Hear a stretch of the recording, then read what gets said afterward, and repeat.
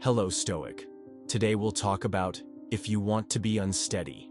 If you want to be unstable, weak, at the mercy of chaos, just live by reacting to everything without control. Just let your emotions dominate your decisions. Allow other people's opinions to define your value, and let chance dictate the direction of your life. That's the recipe for instability, for failure. But listen to me, a true man, a Stoic, cannot afford to be inconsistent. Because life won't wait for you to get organized. It will test you, pressure you, push you against the wall, and if you're not steady, you'll collapse. You've felt this before, haven't you? That sensation that everything is out of your control, that each problem drags you like a current? This happens when you don't have a center, a principle, a solid foundation within yourself. Stoicism gives you this foundation. It teaches you that you can only control your actions and your mind, nothing else. That those who strengthen themselves internally become unshakable externally. Before understanding why Mike Tyson failed, subscribe to the channel and click the like button. What I'm about to show you is very important. At his peak, Mike Tyson was a monster, the youngest heavyweight champion in history. By the age of 20, he already held the world title. A phenomenon, a predator in the ring, winning fights with brutal knockouts in seconds. His opponents feared him before even stepping into the ring. But outside the ring, a disaster, an unstable, impulsive, emotionally out of control man, a slave to his own emotions. Tyson wasn't just a fighter, he was a money-making machine. Over his career, he amassed more than $400 million. That's right, $400 million. But the fortune didn't last. What happened? He lost everything. Extravagant spending, endless parties, bad financial decisions, fights, scandals, lawsuits. By 2003, the man who had once been one of the highest-paid athletes in the world declared bankruptcy. He had $23 million in debt, but that wasn't all. He was imprisoned for serious crimes. He was involved in public scandals.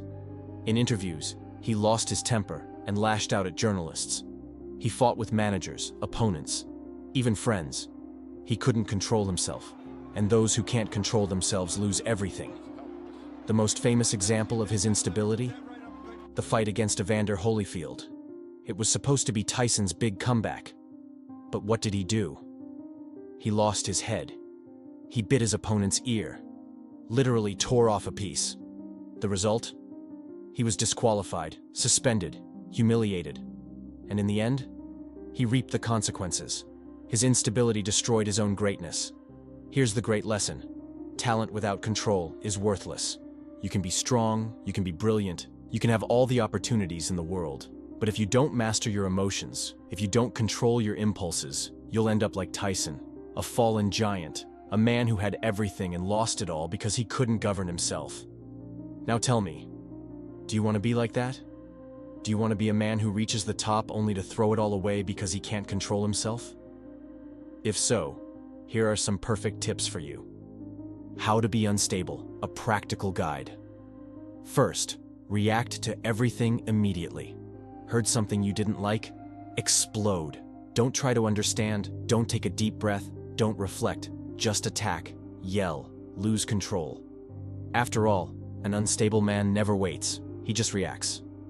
Second, care about everyone's opinion. If someone criticizes you, stop your life to respond. Lose sleep over what they said about you. After all, your self-esteem doesn't come from you, but from what others think, right? Third, make decisions based on the emotion of the moment. Feeling sad? Give up on everything. Feeling angry? Do something impulsive. Feeling unmotivated? Then don't even try. The idea here is to be a slave to your emotions, because unstable men live for the short term. Fourth, focus on what you can't control. Waste your energy complaining about the economy, the government, the weather, other people. Never stop to think about what you can do. After all, it's easier to blame something external than to take responsibility. Fifth, run away from problems. When things get tough, run. If work gets hard, quit. If your relationship is difficult, end it. If something requires effort, give up. The idea here is to never face anything head-on. Like that? then congratulations. You're on the right path to becoming an inconsistent, weak, and emotionally unstable man. Now, if you want the opposite, if you want to be solid, firm, and respected, subscribe to the channel and pay attention to what I'm about to say. What to do to be stable. The path of a strong man. First, learn to control your reactions. Stable men don't react in the heat of the moment. They take a deep breath, think before acting, and make strategic choices. The emotion may be there, but never in command. Mike Tyson lost millions by not controlling his impulses. Meanwhile, a man like Marcus Aurelius ruled an empire because he knew how to master himself. Second, develop your own opinion of yourself. Are you what others think, or are you what you build? A firm man isn't shaken by criticism and doesn't need external approval to know who he is. Third, make decisions based on reason, not emotion. Emotions are fleeting. Anger, fear, and frustration come and go. But the consequences of your decisions remain. Before acting, ask yourself, does this make sense in the long run, or is it just my emotion speaking? Fourth, focus on what you can control. The economy will change, people will disappoint you, the world will be unfair. You can spend your life complaining about it, or you can use your energy on what's within your power. A stable man always asks, what can I do with what I have right now? Fifth, face problems head on. Running away never solves anything. If something is difficult, face it. Have the courage to tackle challenges, because every problem you avoid will come back even bigger later. The choice is yours. Mike Tyson chose instability and lost almost everything. He had the world in his hands and let it slip through his fingers because he couldn't control himself. He was a king in the ring, but a slave to his emotions in real life. And slaves never stay on the throne for long. Now, look at Marcus Aurelius, a man who had absolute power over an entire empire, who could have given in to luxury, pride, and corruption. But he did the opposite. He chose self-control, discipline, and reason. He chose to be stable, even in a chaotic world. And what was the result?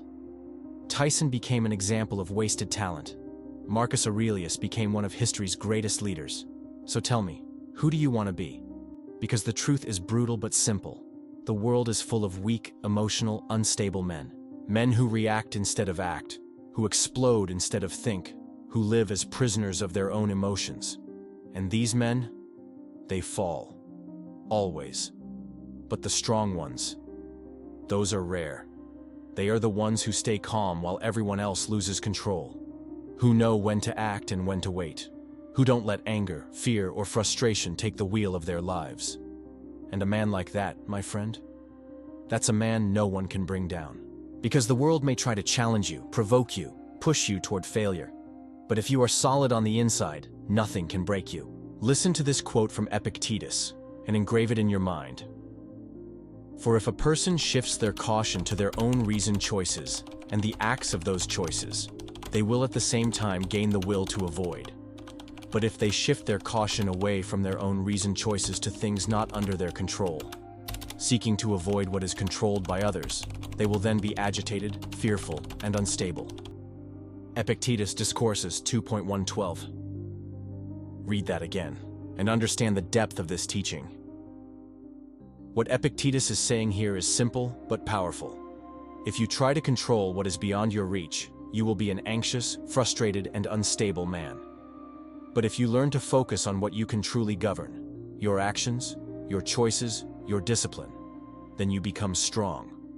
Think about the examples we discussed. Tyson lost everything because he failed to master the one thing he could actually control: himself. Meanwhile, Marcus Aurelius lived through wars, betrayals, and immense challenges, but never wavered because his focus was always on what he could do, not on what was beyond his reach. Now, look at your own life. Where are you putting your energy? Are you wasting time trying to change what is out of your control? Worrying about what others think, about life's difficulties, about external factors? If so, then you are condemning yourself to instability.